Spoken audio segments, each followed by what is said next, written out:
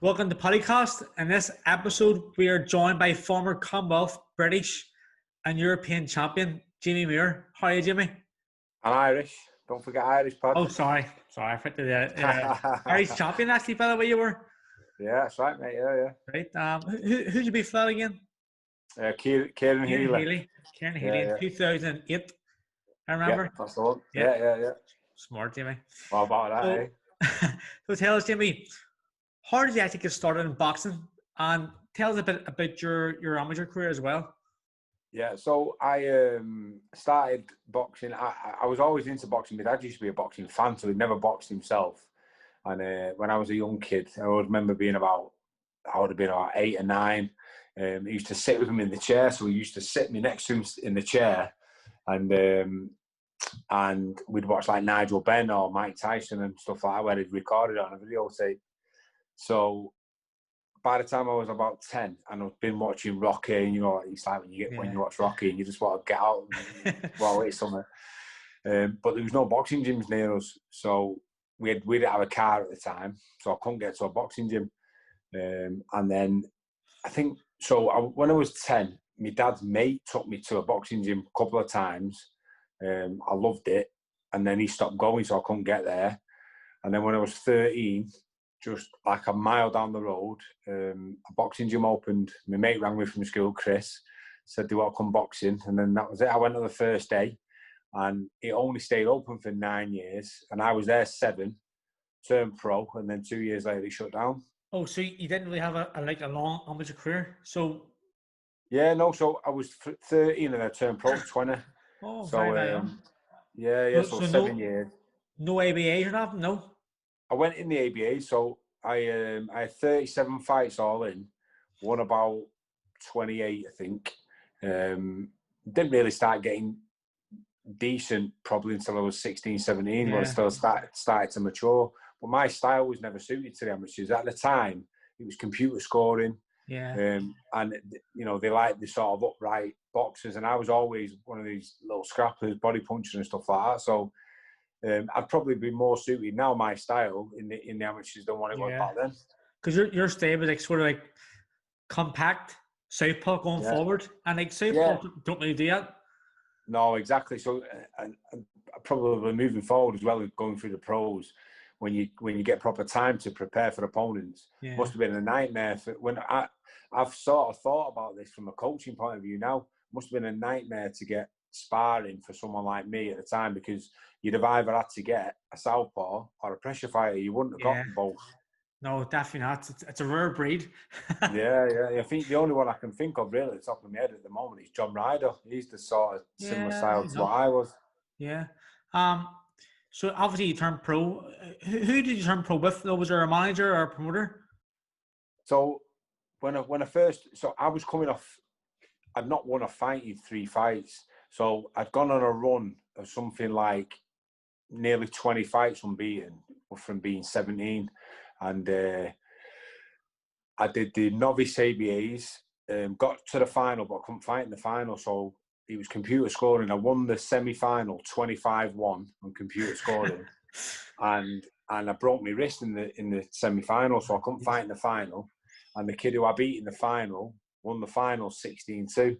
So I had no luck. And then in the full ABAs, when I was just turned 20, I got a bad decision. It was against Carwall.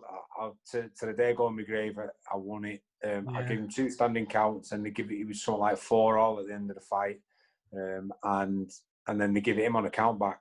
So I decided to turn pro, but then they'd arranged for me to have a bout against Dave Barnes, who was the British welterweight champion. You remember him? Yeah, he was in the army at the time. So they'd arranged a bout with him a couple of weeks after the ABA. So I said, yes, I'll take it. Got beaten a majority, which I felt like I won. And then Dave, me amateur coach, said, listen, just before you turn pro, we've been offered to go to Tenerife for a week. All expenses paid. You box on the 3rd day, and then you've got 4 days sort of free time afterwards. So I said, I'll have some of that. So I boxed the Spanish champion over there. And it was probably one of the biggest wins I had as an amateur without stopping someone. And they gave it a draw. And I was like, you can't have a draw. Especially amateurs, that was crazy. Oh, mate, they said, in Spain you can have a draw. So that was it. So I turned pro, and Steve Wood was there. So Steve Wood was watching the fight, and I'd never met Steve before. And Steve Foster, the Viking, was with him, and he introduced me to Steve afterwards, and he said, me and Steve are setting up a management company, promotions and stuff, and why don't you come with us? And I was saying, I've already done a deal with Billy Graham, because I was training with Billy Graham for a few years, even when I was an amateur. Yeah. And Steve Wood said, well, why don't you just come to meet me when you get back, and we'll offer you a deal. And if he's not right for you, then you can just, walk away. And he offered me at the time, so you think 20 years ago, just over 20 years ago, he offered me $1,000 a fight, guaranteed me 6 fights in the first year, got me a sponsor car, and got me a sponsor for £400 a month. So this is somebody who's coming off 3 losses basically as an amateur. So it was a great deal for me, and I couldn't really turn it down. So I went and told Billy I was going to go and train somewhere else. He felt like I was making a mistake, but when I think back about it now, it was all meant to be, because I'm still good mates with Steve Wood. We've got a gym together. We've got a boxing equipment company together. So we did make mistakes along the way in decisions about fights and stuff, because Steve was relatively new to it as well. Yeah. But we made decisions together. A lot of the time we got it right. Sometimes we got it wrong, but we learn from it, and then it sort of led us to the path we are. And I'm pretty happy where I am at the minute. So when you turned pro, obviously you had a great run. You were 12-0 before you lost. It was Scott Dixon, from what I read. You actually had him down in the fight. Like, how tough was it to lose your unbeaten record? Well, it's heartbreaking. When you first turn pro, and so when I first turned pro, I had no expectations from anyone. I had them on myself, because I always anticipated my style would be more suited. But nobody expected me. I went under the radar really, because didn't achieve anything as an amateur. And then boxing undercards to Ricky Hatton and stuff on Sky, started to get a reputation for myself. And then all of a sudden, by the time I've had 12 fights, I'm being talked about as one of the best prospects in the country. Yeah. And so to be on a big stage, live on Sky, having smoke blew up your ass, but really, I'd not had any proper education in the pros. Yeah. I've been blasting away journeymen who just sort of shell up, but I've not been taught any lessons. Yeah. And there's a big difference. So it took me a few months to get my head around it, to be honest. I'll tell you what happened in that fight, Pad. I'd gone into it with a bully mentality, thinking that Scott Dixon was the journeyman who had been in there with, blasting out. So I'd stopped quite a few journeymen who hadn't been stopped for years. And then, so obviously you get a bit of a reputation as a puncher and strong and stuff like that. And Scott Dixon didn't give a fuck. You know what I mean? He absorbed it all. I nearly had him out in the 3rd round, but he gritted his teeth, and I didn't know what to do then. So I was fucked. He was red hot in the arena. I was absolutely blown out my ass, and then panicked, really, thinking, what the fuck do we do now? Yeah. I've still got fucking 9 rounds to go. And he basically gritted his teeth, stuck it in, and started pushing me on the back foot. Once he got me on the ropes, I didn't know what to do. Didn't know how to defend myself. So, so when I sort of assessed it myself and sat back and started looking at it, I was going, well, first of all, I felt like I could have tried hard. I could have dug deeper. That was one thing what I kept thinking to myself, you could have fucking dug in a bit more there. And I think I felt sorry for myself, really. The long and short of it is, I felt sorry for myself because it wasn't going my way. And then I had to look at myself in the mirror and go, you fucking man up now. If you're going to make something in this game, you need to fix your defensive errors on the ropes, learn how to weather them storms, and fucking brave yourself up. Yeah. And I never lost a fight from that point where I was in the same situation. So the next time I was in that situation, I was in with a a guy called Delroy Mellis, who he was a win some, lose some guy, but he could fucking hit. He was the hardest I ever got hit as a pro. And he clocked me in the 4th round. So I boxed him. I'd beating him easy on points, boxing behind me jab, boxing really well.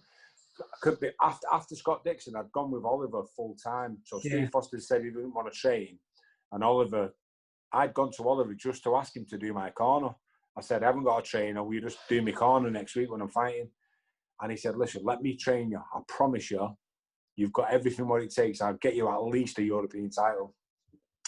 And I was a little bit sort of disillusioned at the time. And I was like, oh, listen, whatever. And then after a couple of weeks, I could see how smart of a trainer he was, how knowledgeable he was. And he sort of developed me into rather than just a scrapper, he was like an intelligent pressure fighter. Yeah. So I'm in this fight with Delroy Mellis, and I'm winning it easy, and then all of a sudden he rocks me to my boots, cuts me under the eye, he has me all over the show. And it was the first point in 5 fights since the Scott Dixon fight. I had to look at myself and go, this is that fucking moment now. You either dig in and show people you've got a bit of bollocks, or people are going to say, he's a fucking bully. And I dug in and did it. But that's great. That experience was able to get you through that fight, because as you say, you joined Oliver after the fight, and so basically he picked you up and you picked yourself up as well. And you had a successful run. You won the British titles like basically a few fights later. How good was it to win the British title after, as I say, losing to Scott Dixon and overcoming them things? Because you think you go from being called one of the best prospects in Britain to going, he's had too much smoke blew up his ass, he's a bully, he's not as good as we thought he was. So, and to be fair, they was fucking right. There was a lot of truth in the stuff. So it's hurtful because, number one, you can do better. But number two, you're thinking, fuck, what can I say to that? Really, I can't say anything because I proved them right against Scott Dixon. So my mindset then was, go away, work behind the scenes, put the fucking graft in, improve your knowledge. Oliver, me defence under pressure. So I was never a defensive fighter. But what he used to do was he'd throw me in situations in sparring and he'd go, right, no punching. Yeah. And I'd be like, what? And he'd say, no punching, just don't get hit, just defend yourself. And I was like, that's fucking mental. And he said, you'll be in situations in fights where you're that tired, you won't be able to punch back. The main thing in them situations is to not get hit. And you know what, Jimmy? You know what? See you saying out there. See, I've been in a lot of gyms as a pro, traveling in America too, and I think there's things you're telling me what Oliver did. I think some trainers are neglecting that there. I think it's vital that's brought into coaching. Yeah, I think you're right. I think there's too much emphasis on fitness, and there's not enough ring craft. And he taught me how to look after myself without throwing a punch. And he said, if you can get through 30 seconds of a sustained attack without taking anything clean or minimal damage, and then come through it, you're recovered. As long as you're fit, you're good to go again. And he was right. And a lot of the time, because of injuries, I had a lot of injuries in my shoulders. So going into sort of the last third of my career, I was rarely fit, as in fully fit. And because I just physically couldn't train properly for it. So it was a mixture. I'd say it was 70% fit what you'd need to be for a 12-rounder. But I got through them by, first of all, I was always a good puncher to the body. So a lot of that took gas out of my opponent's tank, which sort of leveled the playing field. And then in longer fights where it went past sort of 6-7 rounds, it was me experience and me ring IQ what got me through, rather than fitness. I learned to pace myself better and go up and down and work on that defence what I never had before. I remember you telling me, I remember when Frontin fought Warrington, about you making weight for fights. Hard, tough. Because I remember you said to me you had to lose an insane amount of weight for one fight in particular. But how tough did you think or feel that was? Well, it sort of gradually got worse after the Macklin fight. Kerry Kayes always says this. So Kerry was in the camp with Macklin, but we was good mates. So we'd sort of spoke all the way through, and because of the fight, what it was sort of we've all became closer after the event. But he always says whoever lost that fight was moving up, and you know, Matt lost it, moved up to middleweight. Really, I should have moved up then, because the next fight after that, I think I weighed 11.9. The next one after that, which was supposed to be at light middle, was at 11.3, and I had to lose 6 pounds on the morning of the weigh-in. So that was like I was 9 pounds over the weight, and I outgrew the weight basically. And I think one of the biggest problems in boxing is people fighting out the right weight category. Yeah, it was. You get yourself so fit, and your fighters are so disciplined, and that condition, yet undo it all by killing themselves to make the weight, and they're not strong at the actual weight. So they take away from being an athlete. So I mean, I lost 20 pounds in 20 hours. That was the time he told me that it was. Yeah, to when I was fighting Ryan Rhodes. It's insane, and I'm not, no exaggeration now. I remember driving to the weigh-in. Kerry Kayes was driving the car, and I was looking out the window driving, thinking, this must be what it feels like when you're dying. And sorry, mate, someone just tried ringing me then. I remember thinking, this is what it must feel like when you're dying. And that was how bad it felt. I nearly passed out at the weigh-in. I remember nearly fainting. My mum started crying when she seen me at the weigh-in. So, I mean, and it's just madness, you know. I remember the next day, Ryan Rhodes was an unreal fighter, you know, such a good fighter. So I was always up against it anyway in that fight. Yeah.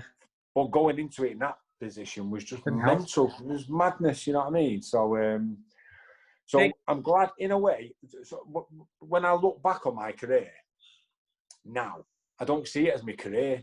I see it as an education now. Yeah. Because of the position I'm in now and the situation with the training, I look at it as they're all lessons. So it was like going to school or university. Yeah. And then now I can use all them lessons, what I learned, and put it into practice and try and get the lads who I train not to make the same mistakes what I did. It's definitely, I think it's fair that you can relay that experience to your current couple of fighters, which is unbelievable. Tell us, the Matthew Macklin fight, you know, I've watched it loads of times. It was an absolute cracker. How good did you feel in that fight? I know it was very, very tough and you had to win, but how good was it coming out of that fight and like thinking back what you just done? Like, how did it make you feel? I remember, I think it was during the 6th round, we were sort of going back and forward in the exchanges. And I remember thinking during the fight, fucking hell, this is some fight. and then from that point, it sort of got better. Sort of 6, 7, 8, 9 was better. So I'm just glad that I was involved in a fight like that. I was involved in 3 fights in it, but that one is everyone. I feel like everyone would want a fight where you look back and it sort of epitomises your career, and you look back and go, wow. Yeah. So I think I've surpassed my own expectations of what I wanted when I turned pro, because my hero was Nigel Benn. So he was always in good fights, and you know, there was a thing the other day what someone put out, the 21 greatest fights of the 21st century. Mine and Macklin's fight was number 4. Nigel Benn Eubank was number 1, and I was like, I've done it. Do you know what I mean? Forget about belts. Forget about belts or money, because you'll love the sport that much. To be remembered or looked on like that and leave that sort of footprint in the sport, it's just amazing. Yeah. Like, did that fight like cement your friendship with Matthew going forward? No, I think it is, Pad. I think because you know what you went through yourself in that fight, and they've been through that experience with you, you sort of get a bond where it's tough to describe, but yeah, you know, one of my favourite experiences has always been me going to train Matt over in Marbella. Yeah, I was surprised that he asked me to do it. It was only very, very early when I'd started coaching Tommy Coyle, and I was only doing it with Tommy as a favour. But he liked the idea. He said it had like a Rocky 3 feel to it, where Apollo. And as soon as he mentioned Rocky, I was like, that sounds good to me. But it was ace, because one of the things he said to me was, which I loved. He said, I'm at that stage in my career now where motivation's a factor. Yeah. And he said, when people are asking me to do stuff, he said, I'm sort of half thinking, well, how do you know? He said, and I know, he said, who am I going to respect more? If you say to me, come on now, you need to dig in. He said, I'm not going to respect anyone more than you. And I thought, that's a fucking great way of looking at it. Yeah. And it was only short-lived, obviously, because of what happened in Marbella. But I enjoyed the time over there, and I enjoyed doing it with Matt because of the bond we've got because of our fight. Yeah, like taking away from the Magnum Fate, and like I think it was a few fights after. Actually, no, it was you were on a run there, and you lost to Ram Rhodes. You lost a European title to Ram Rhodes, which was also actually a WBC title in there. And I think the winner of that was going to be Canelo. That's right, yeah. But do you think, well, I thought the fight was maybe too late in your career, but now that I think about it, the weight loss had a great factor on the outcome. Blessing in disguise. Yeah. Absolute blessing in disguise, because imagine what Canelo would have done to me, even a young Canelo, and it's all right saying, so fighters do this all the time, and I was guilty of it. You go, oh, it killed me doing the weight this time, but I'll do it better next time. And the fact of the matter was, I'd outgrown the weight. I was too big for the weight, so it wasn't that I couldn't do it any better. Yeah. My body fat was the lowest it had ever been. Yeah, I was heavier. It's just I was nearly 30, so I got to that stage where I outgrew the weight. Yeah. But listen, I might not be here sat here talking to you if I'd have fought Canelo. That's how bad I was struggling at the weight, and that's how pivotal it is. You can't explain. You can never connect the dots going forward. You can only connect them going backwards. And when I connect the dots going backwards now, I think, thank fuck I didn't fight Canelo because he'd have killed me. Here, you've had a great career yourself. You've very entertaining fights, basically all of them. You've beaten 2 opponents that fought for world titles. Ram Rhodes and I can't say the guy's name, Michelle, someone. Picarillo, yeah. Well, he was a world champion. He was IBF welterweight champion. Oh, was he world champion as well? Was he? Yeah, I didn't know. He was a welterweight world champion, and then he lost for the light middleweight world title. So yeah, he was a good fighter. He was getting on in his career, good record too. Yeah, I done him in 3 rounds. It was a good performance, and even I think it was only about 16 months before he'd gone 12 rounds with Vernon Forrest. Right? Yeah. So it was a good win. And but I'd outgrown the weight, and I was massive. So I remember leaving the house to go to that fight. So I'd weighed 11 stone for the weigh-in the day before, and I was 12.8 when I was leaving the house to go to the fight. So I was fucking massive. So no wonder I was too strong for him. Basically, that sort of style suited me. Someone who wasn't a puncher, who was sort of a technician and a back footer, who was made for me. How close were you to fighting for a world title? Well, that if I'd have beat Ryan Rhodes, I'd have fought Canelo a few times actually. Frank Maloney, which he was saying to me that he was nearly doing a deal for me to fight Sergio Martinez, which nearly happened a couple of times apparently, and then it never came off. So just one of them things, mate. It's everything for a reason, Pad. Of course. Have you any regrets in your professional career? No, I haven't got any, because I think if you have regrets, they only affect you. They sort of stew on you, and they have a negative effect. They're all lessons. The way I look at it is they're all lessons, and I won't be able to change it. So what's the point? Yeah, that's true, And you know what, mate? I'm sat here. I'm happy. I'm healthy. I've got a lovely family. I'm earning money. I've got a roof over my head. I'm fucking blessed, man. And if I have regrets, that means I'd go back and change something from the past.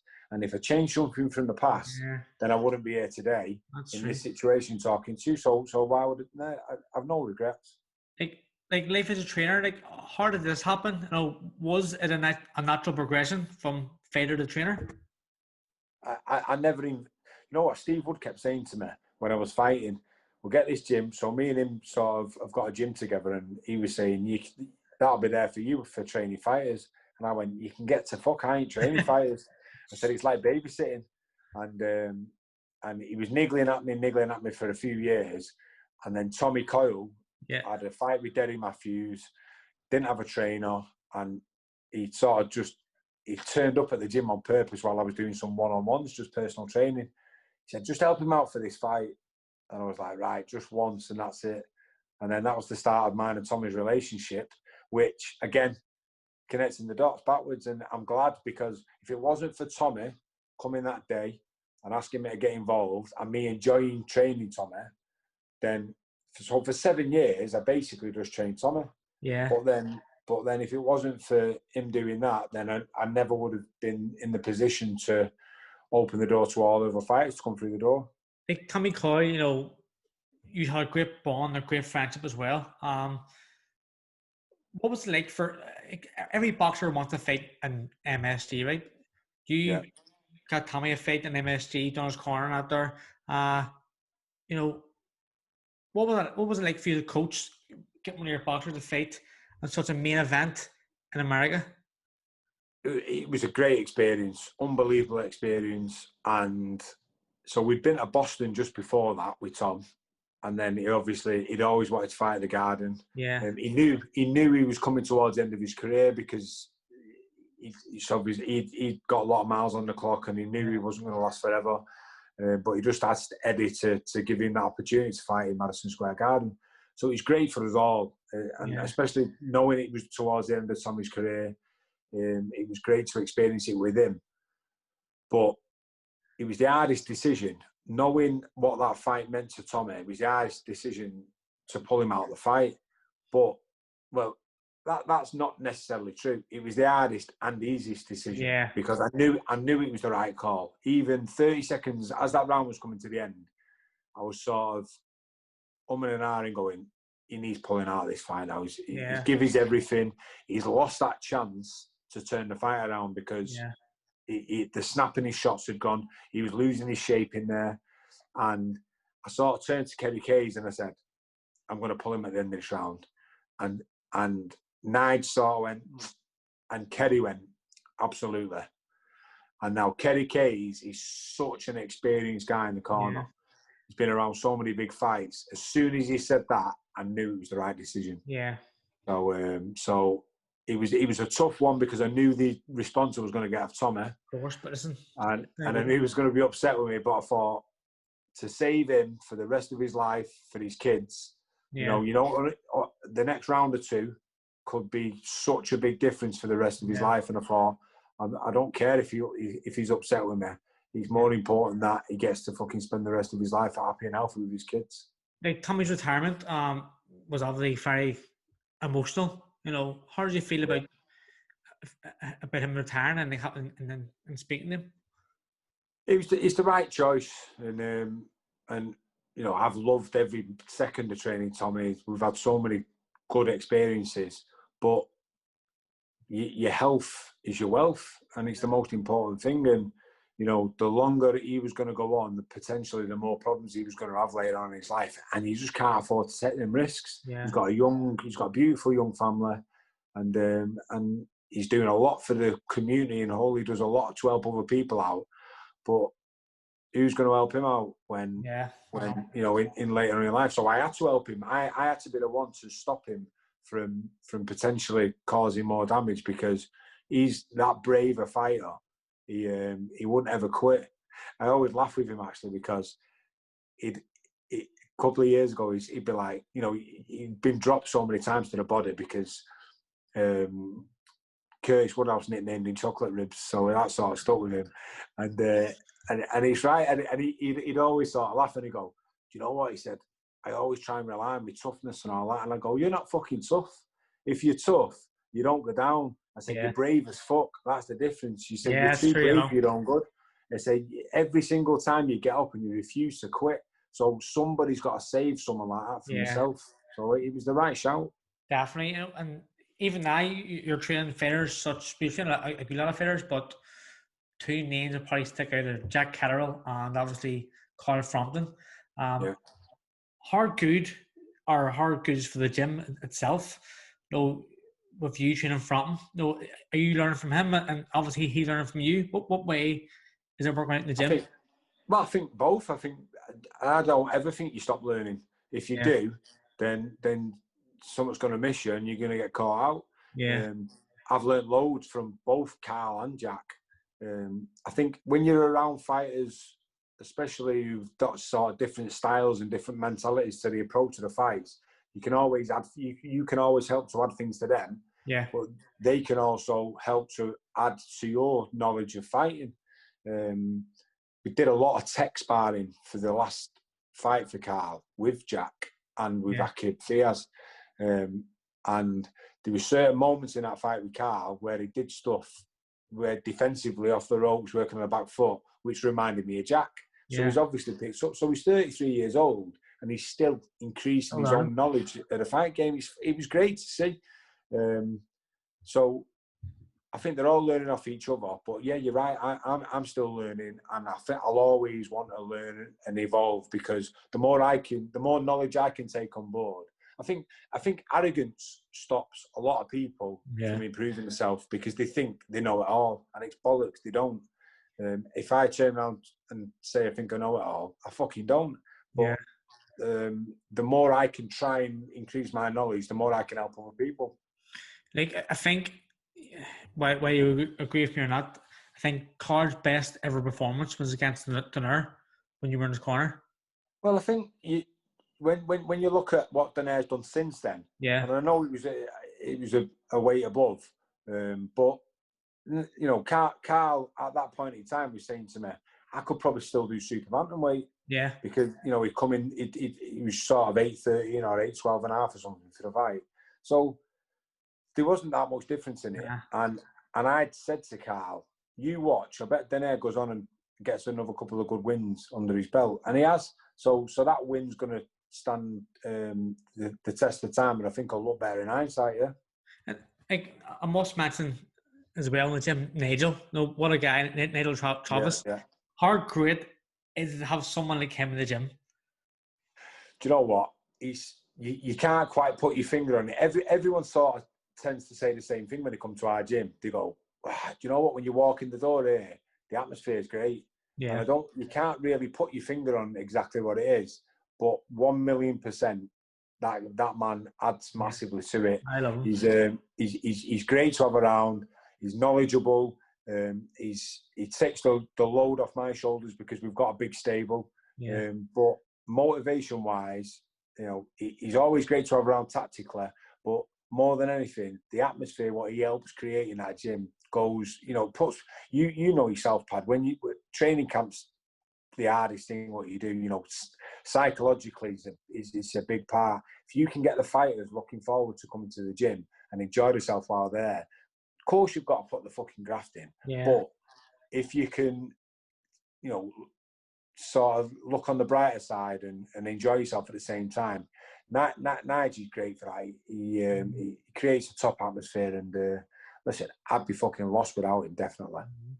What would you say would be the lowest moment of your career? Lowest? Yeah. As a fighter or as a trainer? Either or.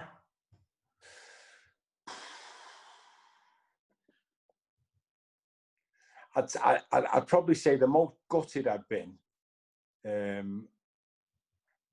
Well, the first one was Tommy when he lost to Derry, and I think the second one would be Carl when he lost to Josh Warrington. Yeah. Because that was such a massive moment for him. Not for me, even though it would have been a big one for me, but I knew it meant so much to him because of the stuff what he'd been through in the past. Yeah. And I know he could have won that fight. I know if he'd have navigated them first 3 rounds better, and if he'd have fought with his head rather than his heart, yeah, I know he could have won it. He was always going to be tough, and I kept saying to him all the way through training, this is going to be grueling. It's going to be so hard, this fight, but I know you can win it. Yeah. And I still feel he could have won it if it had navigated them first 3 rounds better. Yeah. So I was gutted for him because I know how much it meant to him, and to see someone like that broken in the changing rooms afterwards kills you, and I was just thinking, it sort of makes you question yourself, because you go, why the fuck am I doing this? You know, the highs are great, and when you're winning, when you see stuff like that and you see people's dreams shattered, you think this is fucking brutal. It's brutal. But even you say in the change room after, of the car was like really down. I must mention as well, I forgot to say as well, Martin Murray, he lost that night, and he was really down as well. You know, what another great fighter as well. Exactly, Matt. You know what? And to be fair to Martin was a close fight. Could have gone either way. I thought he'd won it. I actually left during the 12th round thinking, it's been a bit close, but I thought he'd nick this to get car ready. So, but what a stalwart Martin's been. He's had such a great career. He should have won 2 world titles for me. Yeah. He should have beat Martinez and he should have beat Felix Sturm. In fact, you could arguably say he could have been 3 world titles because of Arthur Abraham as well. So he's had a fantastic career. He's still got a couple left in him, I reckon. Definitely. I actually nearly retired because I thought Martin Murray was after me because of you. How funny was that? That was fucking hilarious. But Martin actually, we should try and get Martin a fight in Belfast, because the after party in his favourite pub in Belfast will be absolutely ballistic. He loves the Royal. I know. Here, what would you say would be the biggest, the highest moment of your career? Well, as a fighter, he was winning the British title on short days notice, on short notice, 5 days notice. No one gave me a chance. 20-1 underdog, and I won the fight pretty easy. Yeah.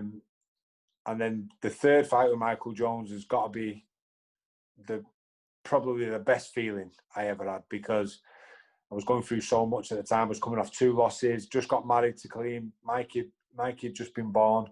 So there was so much pressure on me. My nana had passed away at the same time. So it was a tough time.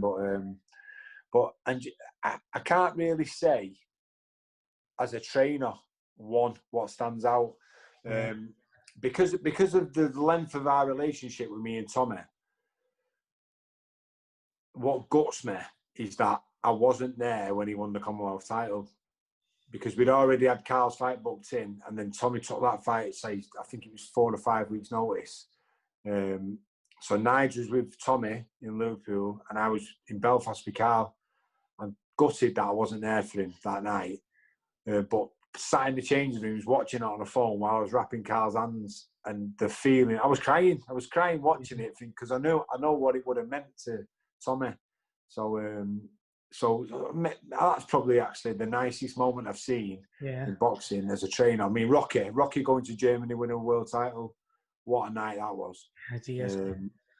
Just we've had so many good nights, but I think my favourite one is Tommy winning the Commonwealth title, not because really I was there, but because I know what it meant to him. Yeah, I know what you mean. Like, you mentioned Colleen there. After you retired, I'm sure she thought, she's going to have you home a lot more. But was she surprised when you went into training? I've always been a big believer, Paddy, in everything happens for a reason. And when this thing kept chipping in, I was 33 at the time, so I was really young to get into the training. And I was saying to Carl, such a body's asked me to train him, such a body. And then she kept saying to me, listen, you keep saying to me, everything happens for a reason, and you keep knocking this thing back. Maybe this is a sign. Why don't you just give it a go and see how it goes? And I did with Tommy and enjoyed it, but I wasn't really that busy with it at that time. Now I've got 10 fighters, and when normal service resumes and all this madness is over, then I'll be away from the family home at least every other weekend. But it's my job at the end of the day, Pad. And it's not just 10 fighters, it's actually 10 very, very good fighters who have serious potential. I've got a gym full of fighters who, at the very minimum, can win British titles. The majority of them more than that. So I'm lucky. I really am lucky in that sense. Yeah. But you know, I say lucky. We've gone out there. Me and Nige sat down. We decided to do it properly full time, and it wasn't sort of an accident. We said, listen, if we're going to do this right, let's do it. I want to create a proper environment so that the fighters enjoy themselves, because I know how hard it is. I've been there. And then if we do, we'll get the best out of them, and it seems like it's working. Yeah. How do you feel about the fights being behind closed doors at the minute? Mate, my personal opinion, it's a load of bollocks. Yeah. I think it's the biggest load of exaggerated nonsense I've ever seen in my life. But it's got to be done for the fighters at the moment. I've not worn a mask. I refuse to wear a mask going in a shop and stuff because I think it's stupid. We've been told for 3 or 4 months that they don't work, and now everyone's getting made to wear them. But that's a different matter. I had to wear one in the corner the other night because if I'd refused to wear one, it affected Carl. So I have to do it. I have to be unselfish and just do it for the fighters. Yeah. So it was strange. It was a weird atmosphere. I thought Carl dealt with it really well, considering he's used to fighting on adrenaline and got the crowd behind him. Yeah. I thought he stayed really composed and boxed really well. Like, we know you're going to guide Frampton to a history-making third weight world title. How good personally, what make you feel? Because that'd be a milestone in your coaching career. Yeah. Do you know what, mate? It sounds really fucking silly, but it's not. It's really isn't about me. I'll be absolutely over the moon if Carl Frampton beats Herring, because I know what he'll mean to Carl. Yeah. So it's not about me. I know what that lad's been through. He's been through a fucking horrendous time. Yeah. It's disgusting.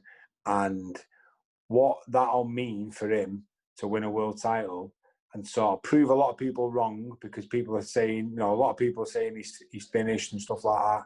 I know he's not finished. Yeah. This is a tough task against Herring because he's so out of his weight division, his comfort zone.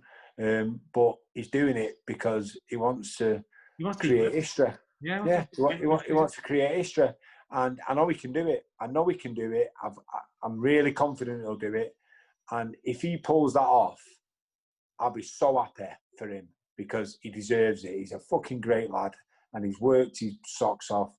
He's done so much for Northern Ireland in bringing the communities together. And if anybody deserves to win a world title and go down in history as Ireland's greatest fighter, it's Carl Frampton. Definitely. Jimmy, before we go into a few quick fire questions, I need to say, Maury says thank you for slippers. Oh, mate, they was a big pair of them. Big pair of slippers. So I want a picture on social media. Here we go. So a few questions, quick fire questions, okay? Yeah. If you could choose a different sport, what would it be? I know you're a massive Man City fan. Listen, I was really no good at footy, but oh mate, that's got to be the ideal job, playing football. But if it wasn't football, I used to love playing basketball in school. I just wasn't tall enough. Yeah, like myself. Who would you say would be your greatest rival? As a fighter? Yeah. It's got to be Michael Jones. I had that trilogy with him. Maybe it would have been Matt Macklin if we weren't so close as friends, because that fight definitely deserved a rematch. And maybe if boxing was like it is now, we'd have definitely pursued it. We'd have got it on pay-per-view and we'd have earned a fortune. I got paid 30 grand for that fight, and I think Mark got paid 15. So it's just daylight robbery, and we knew the sort of fight was going to be. But if it was nowadays, we'd have been millionaires and walking off into the sunset. Did you have any pre-fight superstitions? I still say it now. As we leave the changing rooms, I always used to go, "Let's rock and roll," and I still fucking do it now. I don't know why. I tell you what happened. I used to be the most superstitious person going until I got beat off Scott Dixon, and then I started thinking, well, that doesn't work. So I wouldn't run under a finger when I was going through a lamppost. Wouldn't split a lamppost. used to do all this mad stuff when I seen a magpie, threw it all out the window, and it took so much stress off me afterwards. Yeah. Have you got a favourite quote or a favourite saying? Probably the one what's in my bio on my social media. The richest person in the world is the one. Sorry, hang on, I don't even know it now. Oh my God. The richest person in the world is not the one who has the most, it's the one who needs the least. Yes. That's probably my best one, yeah. I like it. Who's your favourite sports person, past or present?